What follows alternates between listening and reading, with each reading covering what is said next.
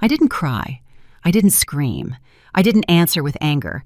I just closed the door, turned the key, and listened to him from the other side, calling me unfair. And still, I didn't open it, because by the time he realized what he had lost, I wasn't the same person anymore. I had already died for him, and he for me. What he said to me that day was like a knife wrapped in gift paper. "Mom, this apartment is too big for you alone.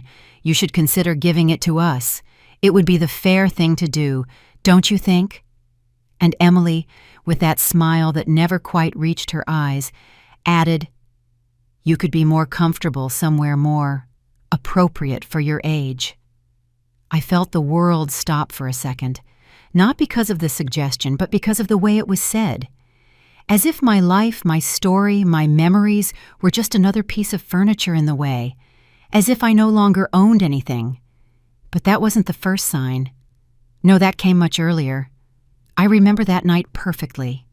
I had made my favorite soup pumpkin with ginger. The house smelled of melted butter and toasted bread. I set the table with my porcelain plates, the ones Michael and I bought on our first trip to Lisbon. The tablecloth was white with lace edges embroidered by my mother. Sarah ran down the hallway shouting that she wanted to sit next to me. I smiled. Was I happy, or did I just think I was... Emily helped me in the kitchen, though you could tell she didn't want to get her nails dirty. She had long, wine-colored nails that looked like claws. Daniel was talking on the phone on the balcony, gesturing as if he were negotiating a contract. When he hung up, he approached me with a bottle of expensive wine. "It's a gift, Mom. You deserve it." I found it strange. Daniel was never the thoughtful type, but I thought maybe he was changing. During dinner, Emily praised the living room curtains. So classic, although I would put something more modern, more minimalist. Daniel gave her a nod as if telling her not to overdo it, but I already felt that uncomfortable tingling in my stomach. Not because of what they were saying, but how they were saying it, as if they already pictured themselves living here. Sarah, in her innocence, said something that left me cold. "And where is my room going to be?" "Daddy," Emily corrected her quickly. "When we come to visit Grandma, my love." But her eyes betrayed her words. It wasn't a visit they were imagining. That night, as I was clearing the plates, I noticed Emily had left her purse open on the dining room table. Out of reflex, I went to close it so nothing would fall out. And that's when I saw it. A floor plan of the apartment with handwritten notes. Knockdown hallway wall, open kitchen to living room, master bedroom, Emily and Daniel. I was frozen in place. I said nothing. I closed the purse. I finished washing the dishes and went to bed, but I didn't sleep. I tossed and turned, feeling the weight of every object around me. This was my home, not a property, a sanctuary, a place full of life, love, and loss, too. I watched Michael die here. I took my first steps as a mother here. I held Sarah for the first time here. They couldn't tear it away from me, not without a fight. The days passed, and the signs started coming, small at first, almost unnoticeable. A neighbor asked if I was moving. He said he had seen Daniel, showing the apartment from the balcony, pointing down to the street, and talking about space for an office. I laughed nervously and said it must have been a misunderstanding. But the doubt lingered. Then the doorman told me Emily had asked if there was a way to duplicate the mailbox key. She said it was to help you, Mrs. Linda, but I never asked her for that. One morning I opened my mail and saw a notification from the bank. Someone had tried to access my account from a new device. I called the bank. They told me my ID number had been entered to reset the password. I had to change everything. That's when I knew something very dark was happening. I went to my desk, opened the folder where I keep my documents, and realized 2 papers were missing. The original deed to the apartment and a copy of my will. My heart was pounding in my ears. I called my trusted lawyer, Claire. She told me to meet her at her office. The next day, I arrived with the documents I still had. Claire reviewed everything in silence. She looked at me with an expression that mixed pity and fury. "Linda, your son is trying to transfer the apartment into his name. They used a forged authorization. This is serious." I felt like I couldn't breathe, as if someone had emptied me from the inside out. Claire helped me block any pending transactions. She recommended changing the locks, protecting my accounts, and above all, not confronting them yet. Act like you don't know anything. That will give you an advantage. And so I did. I became invisible.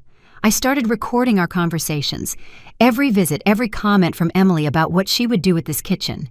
Every phrase from Daniel about when we move in here. Everything was recorded.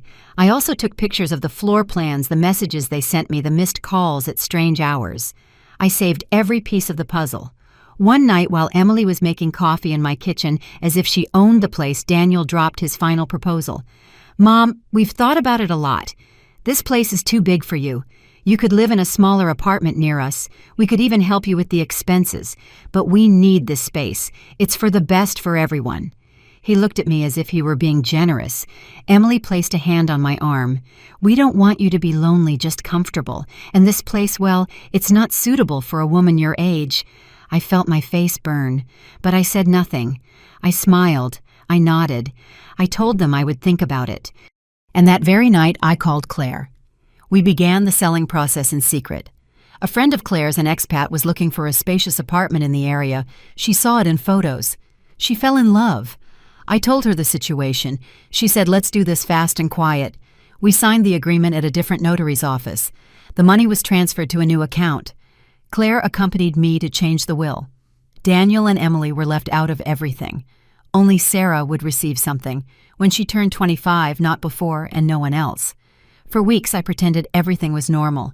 I received my family with a smile. Emily was already talking to decorators. Daniel was measuring walls. Sarah brought drawings where she had already put her name on the door of what she thought was her new room. Meanwhile, I was secretly packing my most cherished belongings. The photos of Michael, the love letters, the old diaries, my mother's necklaces, the signed books, the vinyl records. I packed everything in discreet boxes, which I took out of the apartment little by little as if they were trash bags. No one noticed. The final sale signing happened on a Thursday morning. At 11:32 a.m., the apartment no longer belonged to me, nor to them. At 1:03 p.m., I changed the lock. At 4:03 p.m., I was settled in my new home, small, warm, with new curtains and the smell of mint. And that night, when Daniel arrived with Emily and Sarah to start the move, he found a new lock and a sign taped to the door that said, "Private property restricted access." They called, they knocked, they yelled. But I was no longer there. Emily was the first to lose control. She pounded on the door as if each fist could break not just the wood, but the reality that was crashing down on them.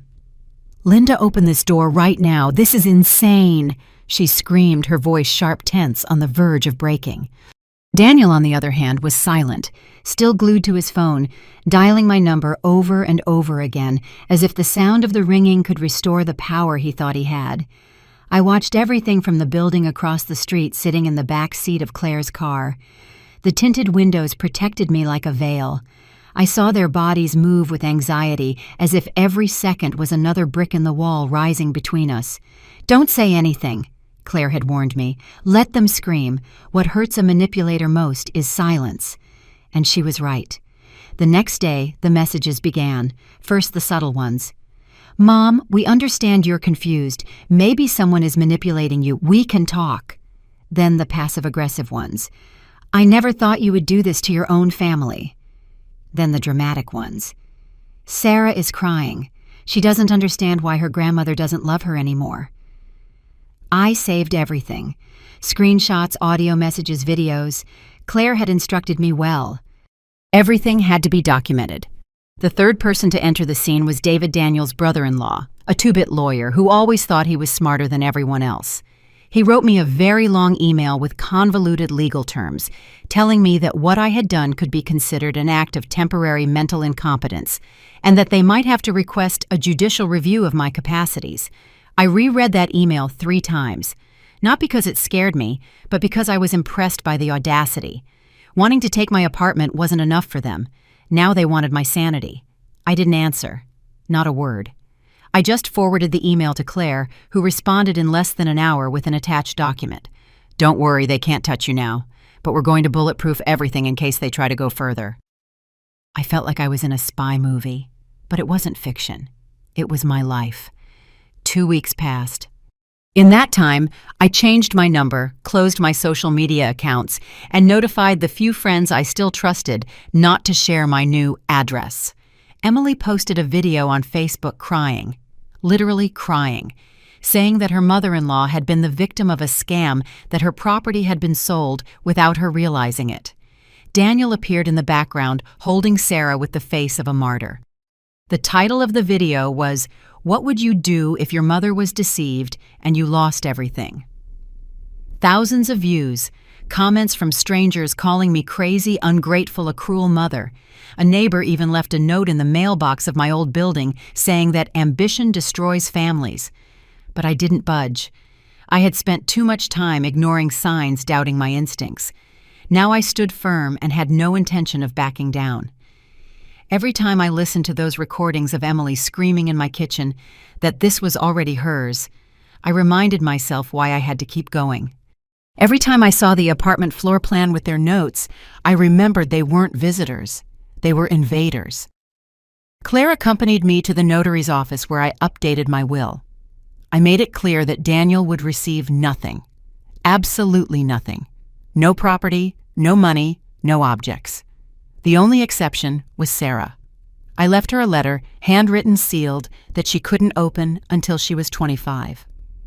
It said, "Dear Sarah, I hope one day you understand. Love is also about setting boundaries. Your grandmother loved you, but she couldn't let them destroy her in the name of family. It was the hardest thing separating an innocent child from the harm her parents were causing.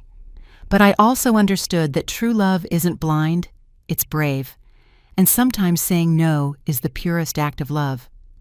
One afternoon, I received an unknown call. I didn't answer. A minute later, a voicemail. It was Daniel. His tone was different. There was no anger, just emptiness. "Mom, I don't know what happened. I don't know at what point you drifted away like this. I just wanted to help you. I wanted you to be okay, for you not to be alone. But now I don't know if we ever mattered to you." I pressed the phone against my chest. My hands trembled because a part of me wanted to believe his words. But I was no longer a naive woman. I knew what he was capable of. And I knew that voice was another mask, another manipulation. Claire recommended I leave the city for a few days. Disconnect. Refresh my soul. I went to a country house I rented in the mountains, a place with no service, no internet, just birds whined and the smell of wet earth. There I walked barefoot. I read aloud. I wrote in a journal. The pressure of being the perfect mother, the guilt of saying no, the fear of growing old and being seen as a burden. I cried for Michael, for the things we didn't say, for the times I was soft thinking that was love, for the silences that allowed them to mistake me for weak. And after crying, I began to heal. I returned a week later. The social media scandal had died down. Emily had deleted the video. David stopped writing. And Daniel disappeared. I heard nothing more from him. No calls, no letters, no visits. Only the echo of his absence. My new home wasn't as big, but it was mine. Every plant on the balcony had a name. Every cup had a story. Every silence was peace, not punishment. I woke up early. I made coffee with cinnamon, opened the windows, and let the light flood in without permission. On the wall, I hung a black and white photo of me with Michael smiling in a square in Savannah. I talked to him sometimes. I told him how I had defended myself, how finally I had chosen to live. One morning, opening the mailbox, I found a letter with no return address. Inside, a drawing from Sarah, a yellow sun, a house with flowers, and 3 figures, an older woman, a little girl, and a cat. Below, in crooked letters, it said, "For Grandma, I miss you." I felt a lump in my throat. I put the drawing in a wooden box next to Michael's letters. I closed the box. I didn't cry. I just caressed the lid and whispered, "Me too, my love. But I won't go back." And I didn't go back. Not to the old apartment. Not to the birthdays organized out of obligation. Not to the gatherings where I pretended not to notice Emily's disdain. Not to the dinners where Daniel spoke without looking at me. I didn't go back. And that was my act of love. Self-love. The world can judge. They can call me cold, calculating, resentful. But no one lived what I lived. No one heard what I heard behind closed doors. No one felt the emptiness of watching your own son plan your replacement while you're still breathing. I did. And that's why I chose to save myself. For weeks, the phone remained silent. No more messages. No more hidden calls. It was as if the world had finally understood my decision, or at least learned not to challenge it. There was something powerful in the silence.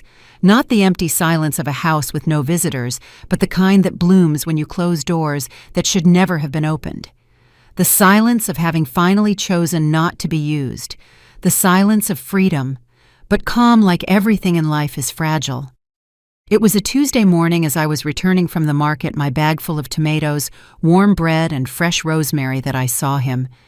Daniel standing leaning against the fence in front of my building. He had no flowers. He brought no gifts, just his arms crossed, a beard grown out, and his eyes filled with something I couldn't immediately decipher. Not sadness, not regret. It was something denser, more murky. I said nothing.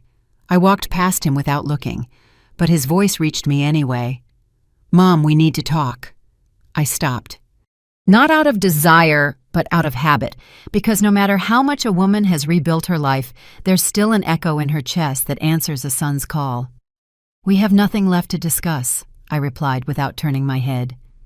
"Emily is pregnant." He dropped it as if it were a wild card that justified everything. I closed my eyes for a second. I felt the mid-morning sun on the back of my neck. I took a deep breath. The rosemary in the bag released its earthy, sweet scent. And there in the middle of the sidewalk, I understood that what he was trying to do wasn't to reconcile. It was to reconquer lost ground. Emily was pregnant, and that made them once again deserving of my sacrifice, my property, my inheritance. I turned slowly.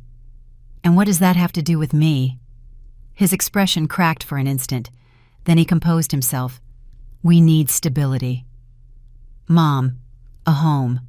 You have a house all to yourself. You could come live with us. You could watch your granddaughter grow up. Your grandchildren." Every word was measured, calculated like poison in a wine glass. "Linda, think about it. We could turn a room into your space, a little sitting room with your things. You wouldn't be alone. You wouldn't have to worry about anything." The image was grotesque.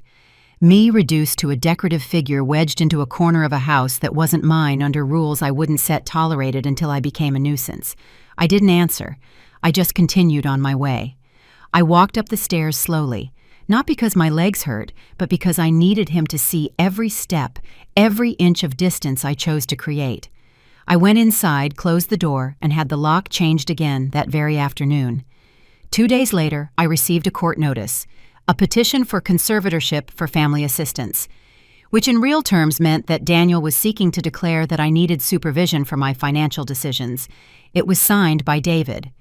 They attached a false psychological report where a specialist argued that my behavior was erratic, that there were signs of paranoia, and that the sale of the apartment had been an impulsive action resulting from an untreated emotional crisis.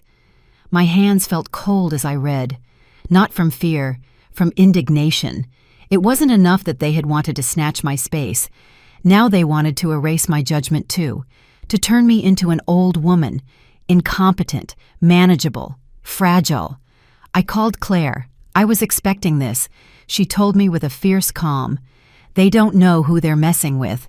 Within 48 hours, we had our counterattack ready. Real medical report statements from neighbors, audio recordings of the veiled threats, and most importantly, evidence of the legitimate sale of the apartment without coercion before a notary with signed legal evaluations. Everything was bulletproof. We attended the hearing. I wore a navy blue dress, my hair up, discreet makeup. There was something profoundly humiliating in having to prove you still owned your own mind. But I stood firm. David didn't even have the decency to look me in the eye. Daniel, however, watched me with empty eyes, as if he still didn't understand that this time his mother wasn't going to give in. When the judge delivered his decision, it was simple and blunt. No grounds are found to support the need for conservatorship. Mrs. Linda Miller retains full legal capacity. Not another word. Daniel said nothing on the way out. Emily didn't show up.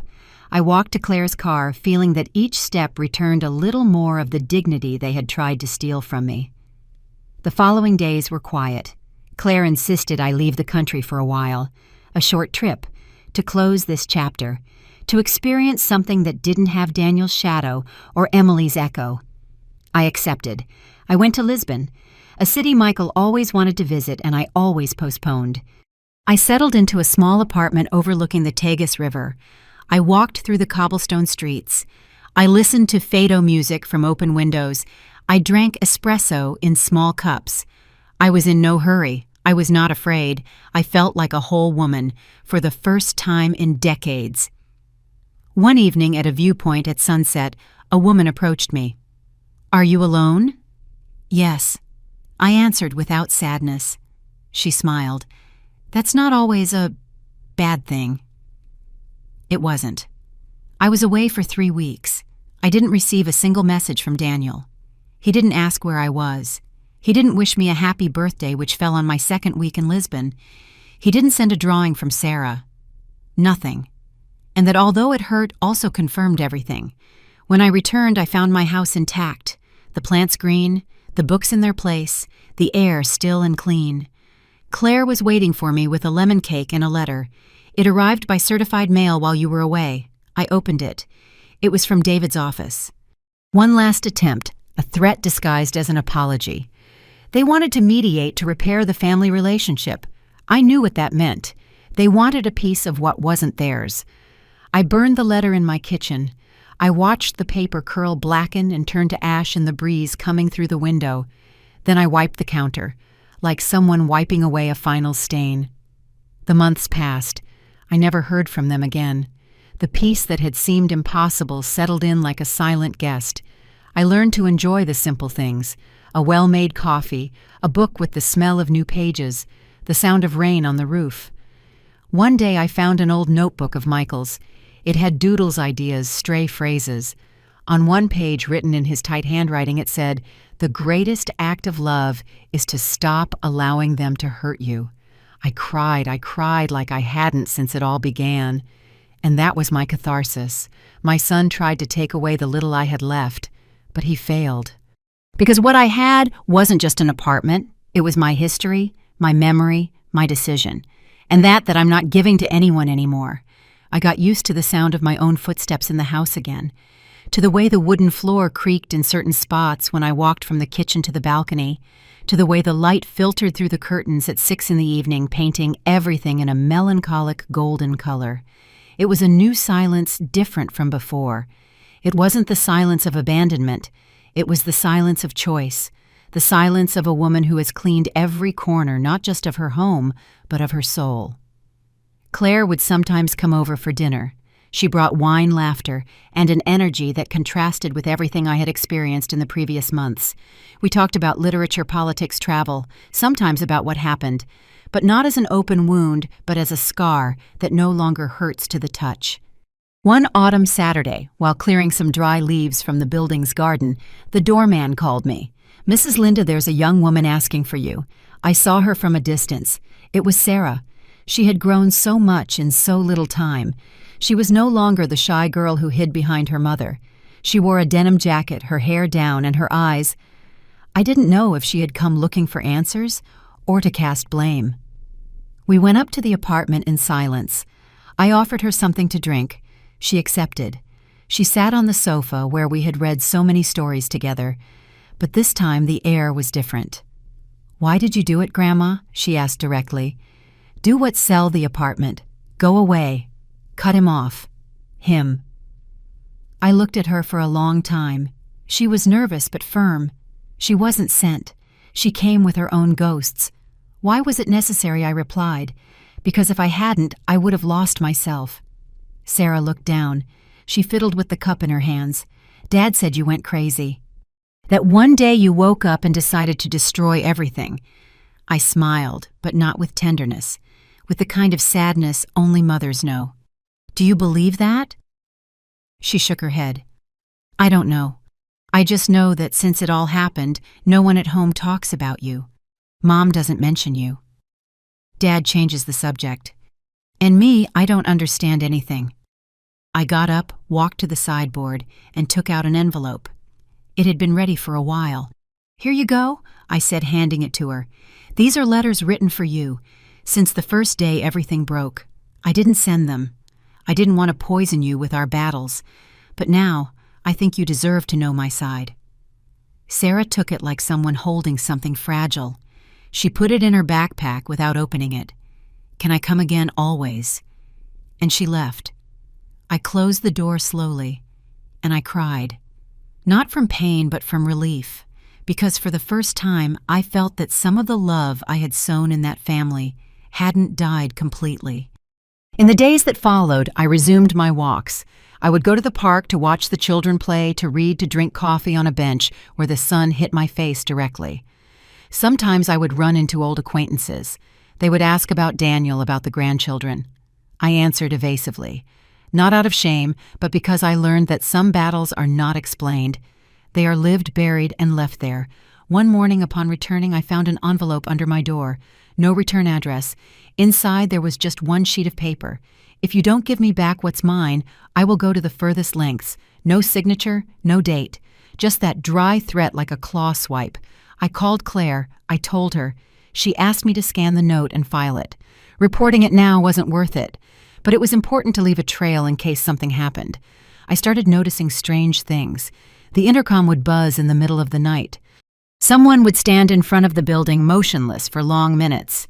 The hallway lights would turn on for no reason. There was no proof, but there was a presence. I didn't feel fear. I felt rage. One night I decided to stay awake. I sat in the living room with the lights off. The city breathed outside with its slow rhythm, and there at 3 a.m, I saw him. Daniel. Again. He didn't knock. He didn't shout. He just stood there in front of the gate. I took a photo from the window. Then another, and another. I sent them to Claire.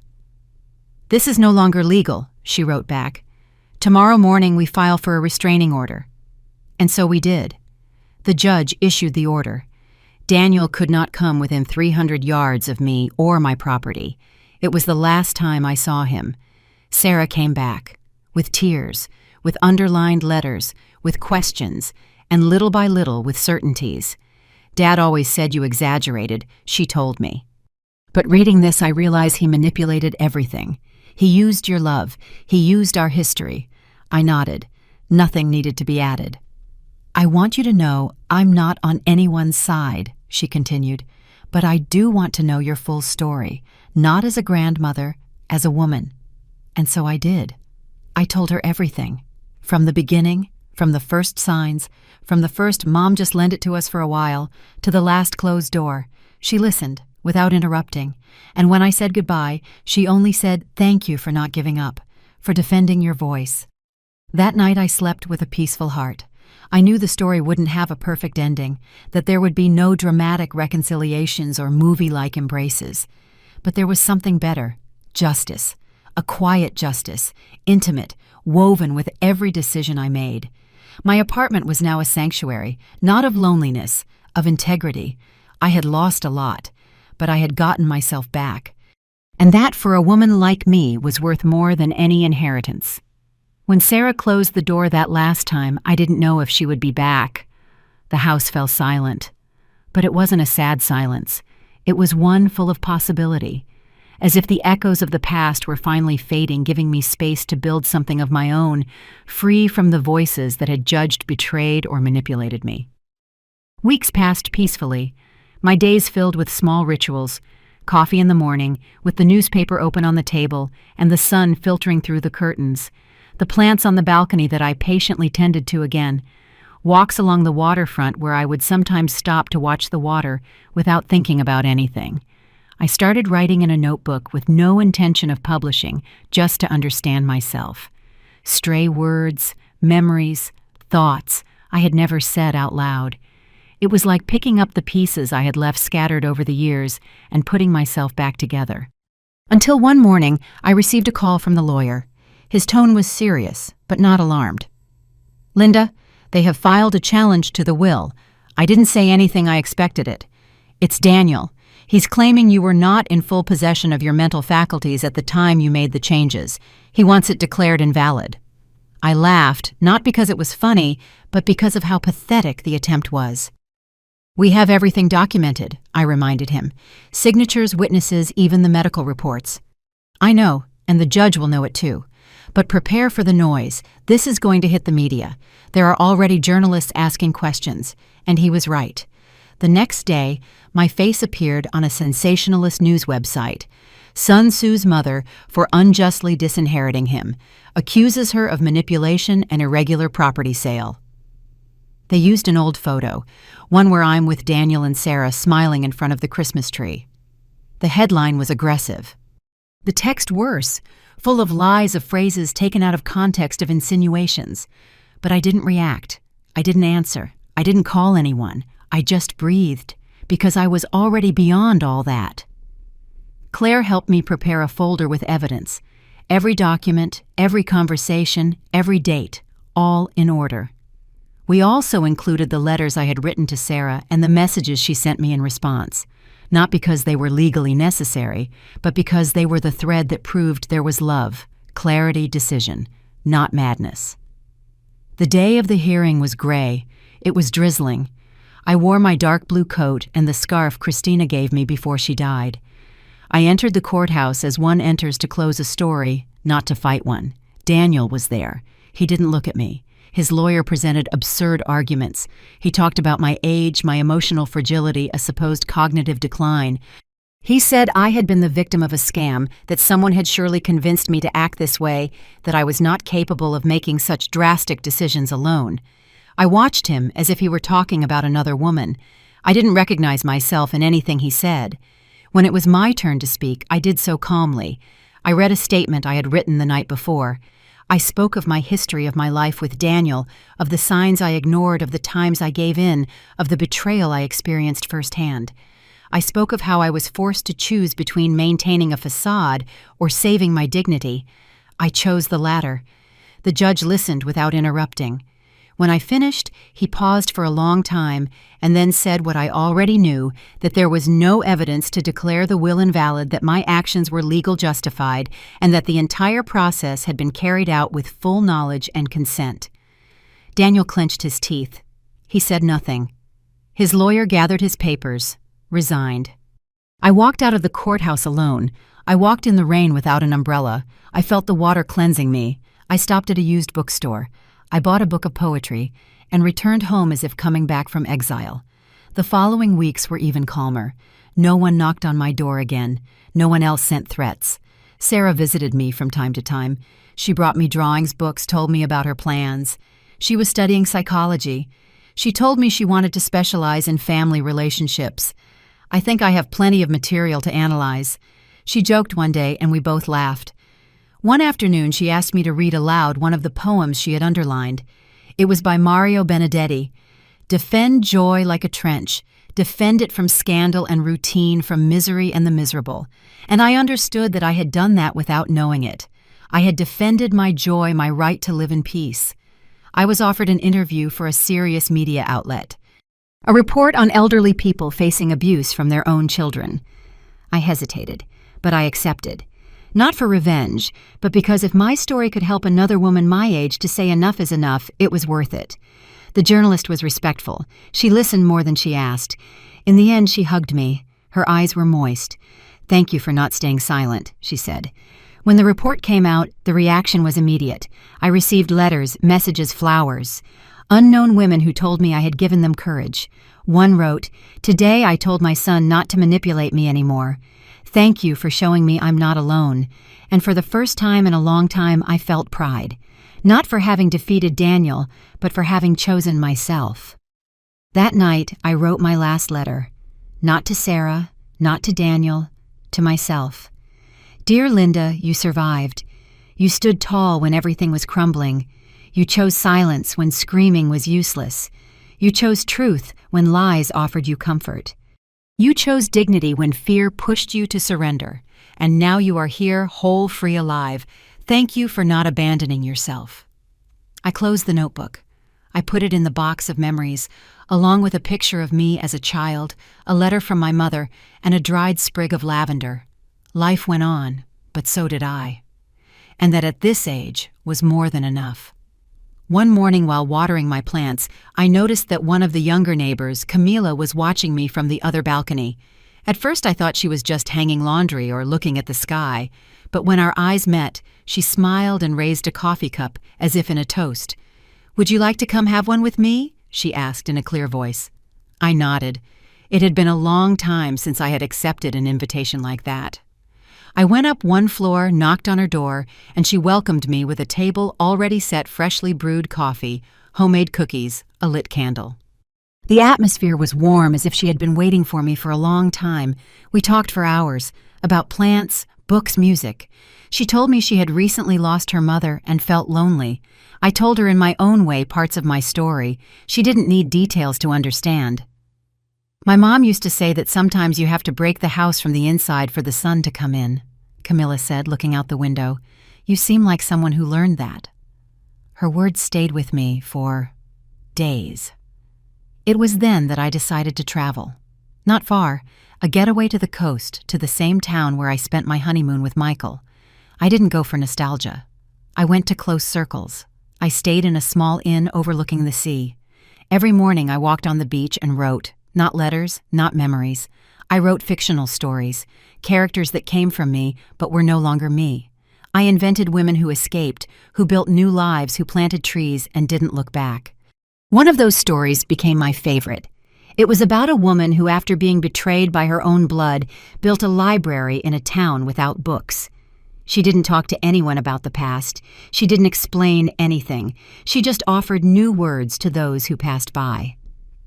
I thought about turning it into a book, but I was in no hurry. When I returned home, spring had begun. My plants were blooming. The lavender, the mint, even the jasmine I thought was dead, showed new shoots. That night, I lit a candle. Not for nostalgia, for celebration. I had returned to myself. And even though Daniel was still talking, even though he tried to clean up his image, even though some still looked at me with doubt or whispers, I no longer needed to explain. I owed nothing to anyone. Freedom has a taste you don't forget.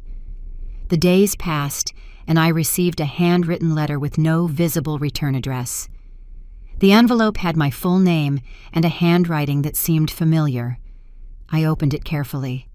It was from Michael. Not the Michael I had loved, but the Michael who had disappeared from my life without saying goodbye.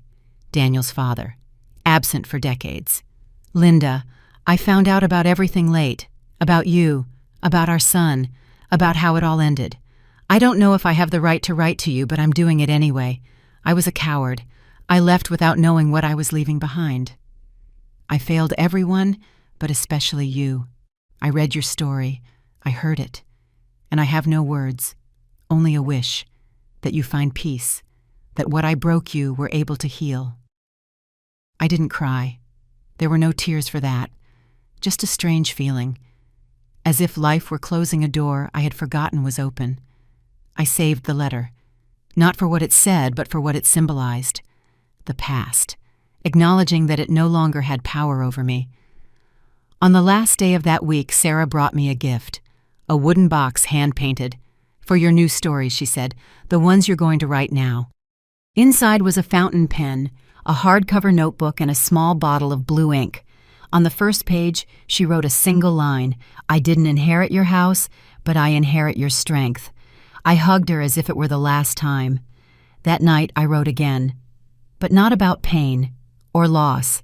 I wrote about a garden growing among ruins, about a woman who, even with scars, danced alone in the rain, about silence as a form of victory, and about forgiveness not as a gift to the other, but as a closure one gives to oneself. I ended the story with a sentence that, without knowing it, defined me. I didn't leave. I found myself, and this time I slept without nightmares, because I was finally free. I never imagined that silence could weigh more than a scream. But at that stage of my life, I realized that silence also speaks. Sometimes it screams from within, like an echo no one else hears, but that resounds in your bones. And in those days, everything around me was wrapped in that kind of silence. Thick, dense, almost tangible. It wasn't loneliness, it was something else. A long pause before a new act. I was no longer the woman I was before. I was not the accommodating mother. Nor was I just the victim. I had transformed into something new, something stronger, but also colder, more calculating. I surprised myself thinking about my next steps with surgical precision. I observed, listened, planned, as if my whole life had become a chessboard. And I finally understood the rules. Daniel, meanwhile, kept trying. He knew he had lost, but his ego wouldn't let him accept that a 62-year-old woman, his mother, had won the game. So he started looking for cracks, small fissures to re-enter. He appealed to everything. The press, social media acquaintances, even old friends of mine I hadn't seen in years. I received messages loaded with false concern. "Linda, we heard what happened. Are you okay? Do you need anything?" At first I hesitated. I thought maybe someone really cared, but a brief conversation was enough to see the script. Leading questions, empty compliments, subtle comments to induce me to say something out of place. I didn't fall for it. I had removed Daniel from my will, sold the apartment without his knowledge, changed all the locks and disappeared from his maps. But it wasn't over. There was one last move, the definitive one. I contacted my lawyer. I asked for advice on a legal concept a friend had told me about. The declaration of unworthiness to inherit. It wasn't enough to disinherit him. I wanted that upon my death he couldn't even challenge anything, nor claim what wasn't his. I wanted to cut all the roots that legally connected him to me. The process was complex. It was necessary to prove that his actions had been serious enough to justify such a measure. But I had proof. Videos, messages, witnesses, everything documented. And above all, I had my word. My truth which no longer hid or apologized for existing. While we prepared the documentation, I made another decision. I sold my second apartment. The small one I still owned in a more distant neighborhood. With that money, I did something I never thought I would do. I bought a small property in a coastal town in the south, a one-story house with a garden in front and fruit trees in the back, a place where no one knew me, where I could start over, where neither Daniel nor his stories could reach me. But I didn't move right away. I needed to close some doors first, and one of them was Sarah. The last time we saw each other, she told me she didn't want to choose between her father and me. But the real world doesn't always allow for neutrality. As the months went by, I realized her silence was a choice, a way to protect herself, yes, but also to leave me alone. She never wrote to me. She never asked how I was. She never showed up. So I wrote one last letter, not to blame her, not to hurt her, just to tell her the truth. "Sarah, I don't expect you to choose. You already did. I'm not going to judge you. Everyone carries their story as they can, but sometimes silence is also a betrayal. And in the darkest moments I looked for you and you weren't there. I hold no grudge. I just wanted you to know that I loved you very much. And although I no longer expect anything from you, I wish you the peace and freedom I finally found." I didn't sign it with Mom, just with my name, Linda. I left it in her mailbox on a rainy morning. I didn't wait for a reply. The day I signed the sale of the apartment, I felt a strange relief. It wasn't sadness. It was as if a huge weight had been lifted from my shoulders. It wasn't just brick and mortar I was leaving behind.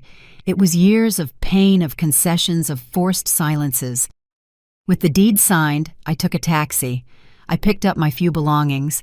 I had already given away or sold almost everything, and I headed south. The journey was long. We crossed endless roads, open fields, silent curves. I had headphones on but didn't play any music. I preferred the sound of the engine, the wind, the slight rattle of the wheels on the asphalt. I arrived at sunset. The house was just as I remembered it, simple, cozy, bright. A neighbor, Julia, welcomed me with a loaf of homemade bread. She told me that if I needed anything, I shouldn't hesitate to knock on her door. I thanked her, but I knew I wanted to live this stage alone in silence at my own pace. The first few days, I dedicated myself to cleaning, organizing, planting some seeds in the garden. Lavender, mint, jasmine. I reconnected with the earth, with the smell of dampness, with the creaking of wood, with the singing of birds at dawn. And then one night the news reached me. Daniel had been reported for fraud. Not by me, by another woman, an ex-girlfriend. He had forged documents, manipulated bank accounts, taken out loans in her name. The scandal was all over the media. His face, the same one that had yelled at me in front of my old door, was now everywhere. No longer as a grieving son, but as a scammer. I felt no satisfaction, no revenge, just a sigh, as if the universe finally was putting things in their place. I saved the news article in a folder, not for resentment, for the record, for justice. A week later, Sarah wrote to me. A brief email, no greeting. I saw what happened with Dad. I don't know what to say. I just hope you're okay. I didn't reply. It was too late. I had crossed a threshold from which I would not return. My new house had a large window overlooking the sea. Every morning I would sit there with a cup of tea watching the sun rise over the waves. It was a ritual, a way of reminding myself that time goes on, that even after the fiercest storms the day arrives. One afternoon, while watering my plants, I found a note under the door. It was from Julia, the neighbor. She was inviting me to a poetry reading at the town library. I hesitated, but I went. I entered silently. I sat in the last row. An old man was reading verses from his late wife. A little girl recited a poem she made up about clouds, and then, without knowing how, they offered me the microphone. I took it. I took a deep breath. I read one of my texts for the first time. I didn't leave. I found myself. The room fell silent. And then they applauded, not for the talent, but for the truth. That day I understood that I didn't need to get revenge on anyone, that the deepest victory is to live without fear, without debts, without depending on another's forgiveness. That night I lit a candle, not for nostalgia, for gratitude, because I was alive, and finally free. Time doesn't heal, but it settles, like old wine that at the bottom of the bottle holds its most bitter essence. That's how the weeks following my reading at the library were. Each day brought a different breeze, a new smell, an unexpected feeling. I would wake up early, water the plants, walk on the beach, read a forgotten book from the living room shelf, but always at some point the memory would return, not with pain, more with a strange mix of relief and vertigo, as if I were peering into an abyss that could no longer swallow me. I didn't regret anything, but I didn't celebrate either. It was a strange calm, dense, silent. One afternoon, while walking through the town market, I noticed something different. A look, a whisper, a gesture. At first I thought it was my imagination, but when I got home I confirmed it. In the mailbox was a letter, no return address, no postage stamp, just my name, written in a familiar hand, inside a sheet of paper, a single sentence. "You're going to destroy us all." The handwriting was Daniel's. It didn't surprise me. It didn't scare me either, but it left me thinking. Who was he referring to with us? Him and Sarah, the family in general, his allies. The truth is, I hadn't destroyed anyone. I had only protected what I had left, my peace, my freedom, my truth. But I understood that for some that was already a threat. I put the note in a drawer, not because I feared anything, but because everything could be useful later. I was meticulous. With that, every word, every gesture, every veiled threat was now part of my personal file. Not out of paranoia, out of precaution. That same night I received a call. Hidden number. I didn't answer. Seconds later, a voicemail arrived. Sarah's voice. "Mom, I know you don't want to hear from us, but there are things I don't know how to handle. Dad is getting more and more erratic. He says you're spying on him, that you're planning to ruin his life. I don't know what to do. Sometimes he scares me." Pause. I'm not calling to ask for anything. I just needed to say it. Another pause. A sigh. "I miss you." I turned off the phone. I didn't cry. I didn't answer. I was no longer moved. The half-sentences, the lukewarm affections. I learned that love shouldn't hurt, and that whoever chooses silence during the shipwreck doesn't deserve the helm when the calm arrives. But something in that message unsettled me. Daniel was losing control, and a desperate man is capable of anything. The following days were strangely calm. Julia, my neighbor, brought me some cookies. I went to the book club. I bought a bicycle. I felt light. But something told me that this peace was just the prelude, and I wasn't wrong. One morning, upon opening the door, I was met with a camera, a man with a microphone, another with headphones, a young journalist with a serious face and an affected tone. Linda Miller. I nodded silently. We are doing a report on family conflicts over inheritances. Your case has gained notoriety on social media. Would you like to give your side of the story? I closed the door without saying a word. I wasn't surprised. Daniel had friends in the media. He knew how to manipulate narratives. He was an expert at playing the victim, and he had surely leaked information, distorted facts, shown only one part of the story, the part that benefited him. That night, the report aired. Julia showed it to me, her face filled with indignation.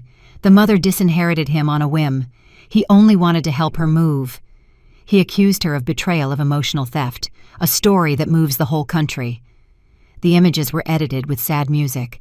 Photos of us when he was little, birthday videos, snippets of audio recordings. A testimony from an anonymous woman surely paid who claimed I had always been manipulative. I couldn't help but laugh, not out of amusement, but out of absurdity, at the ease with which a life can be twisted. And then I understood. Daniel wasn't seeking justice.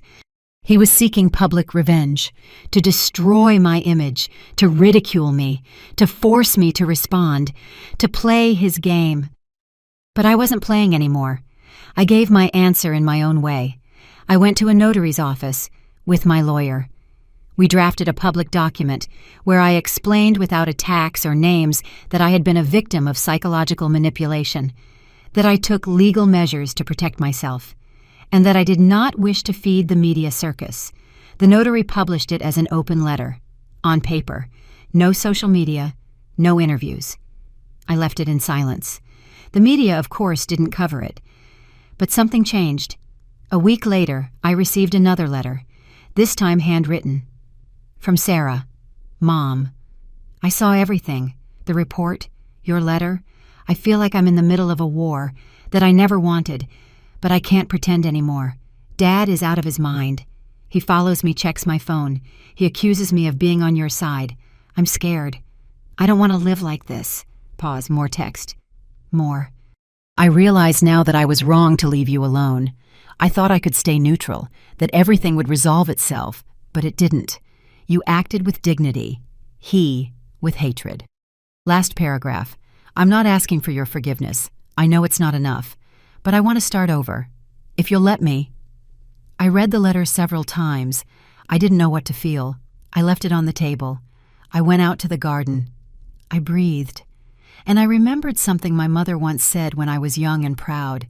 Forgiveness is not a door. It's a crack where the light can enter. I went back inside. I wrote a brief reply. Sarah, wars end when someone lays down their arms. I'm not waiting for you. But if you come in peace, I'll be here. I sent it by mail. That night, I slept soundly for the first time in weeks, but it wasn't the end. The next day, I found the garden gate forced, a plant uprooted, a fleeting figure that fled through the bushes. I called the police.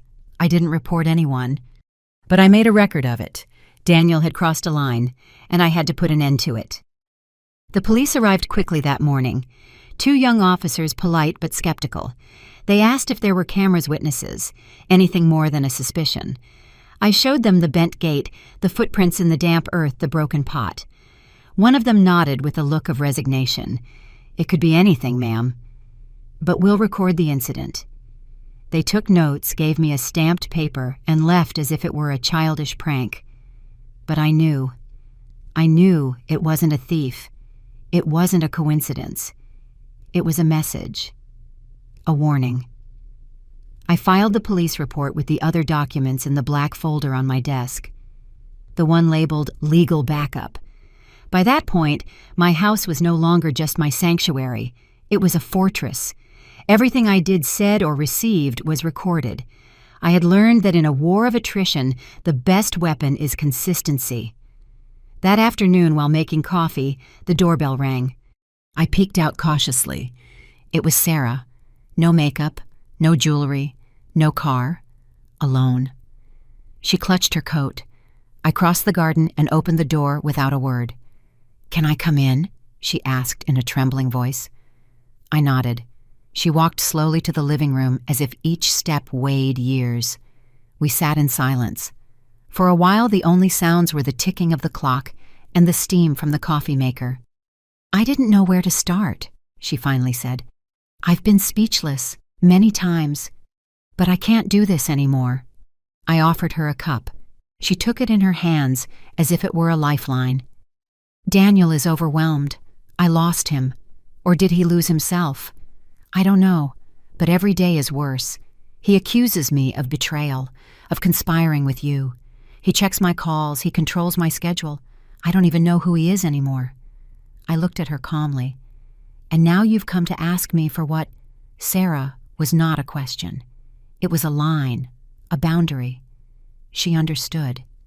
"No, I'm not here to ask for anything. I just wanted to tell you I was wrong, and that if you ever want to rebuild something with me, I'll be there. No conditions." Her eyes were red, but she didn't cry. "I hear you," I finally said.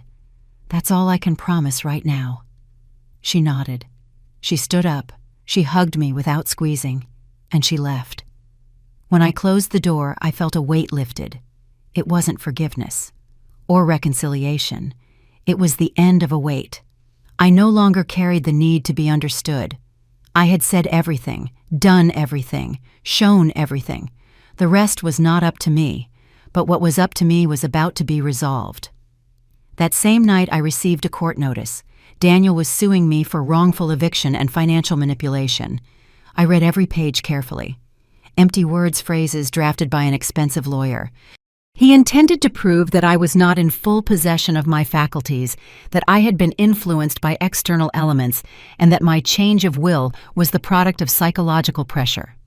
The document was a mix of insult and threat, but it didn't shake me. I was prepared.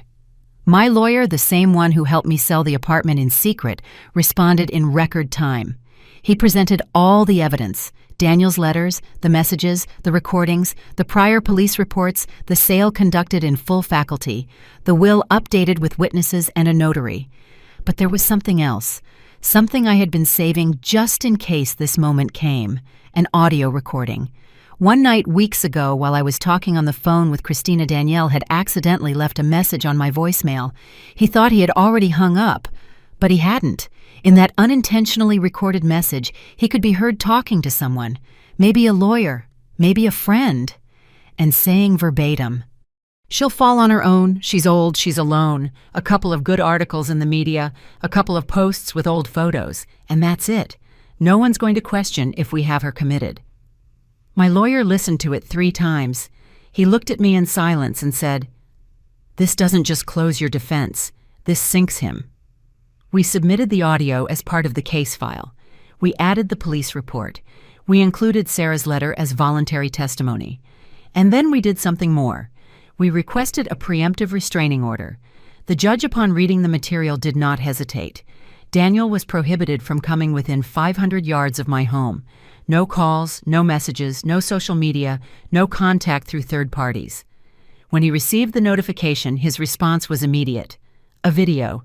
He posted a 3-minute clip on his social media, crying, accusing me of disloyalty, of destroying his family, of brainwashing his wife, of leaving him with nothing.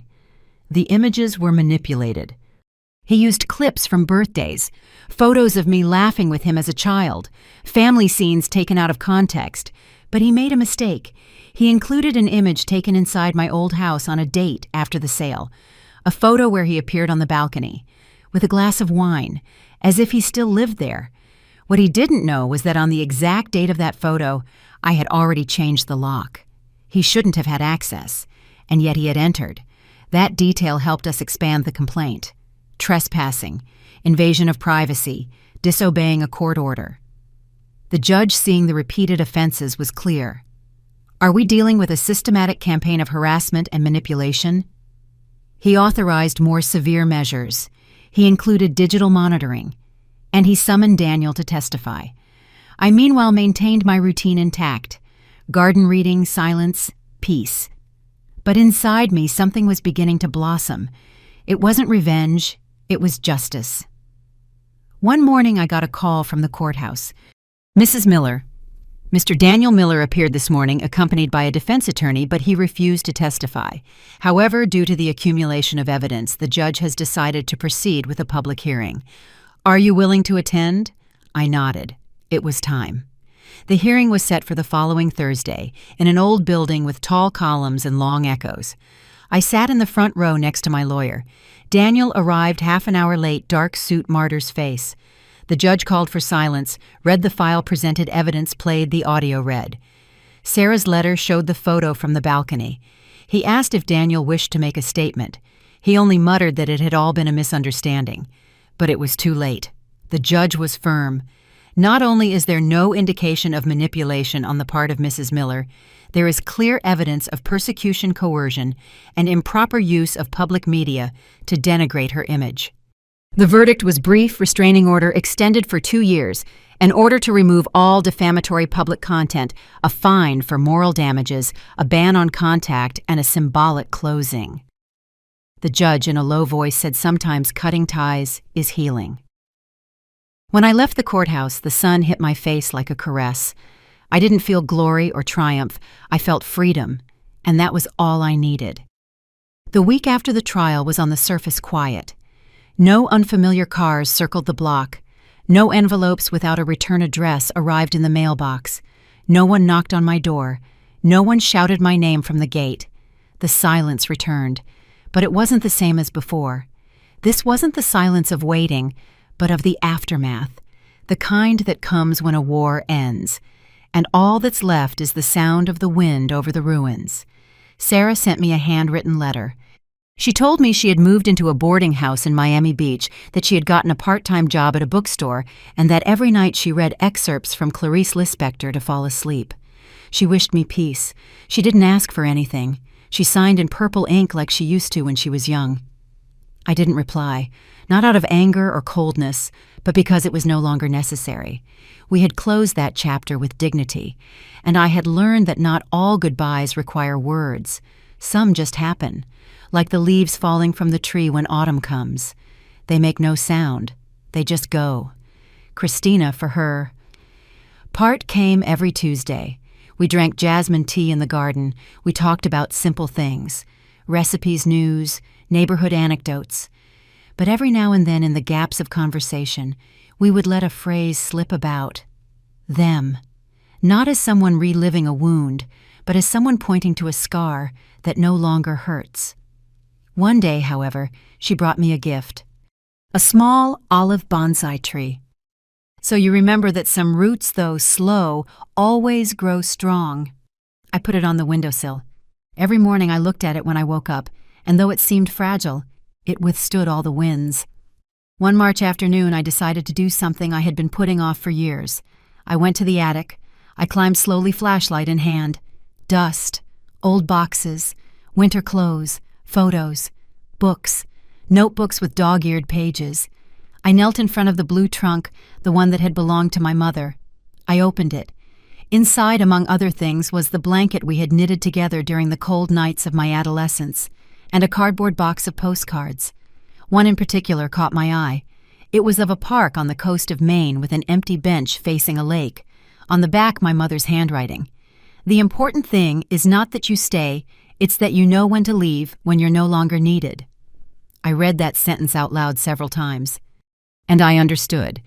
I understood that my role as a mother was not to cling, but to let go. It wasn't to protect at all costs, but to set boundaries. It wasn't always to correct, but to say this far and no further. Daniel was no longer my child.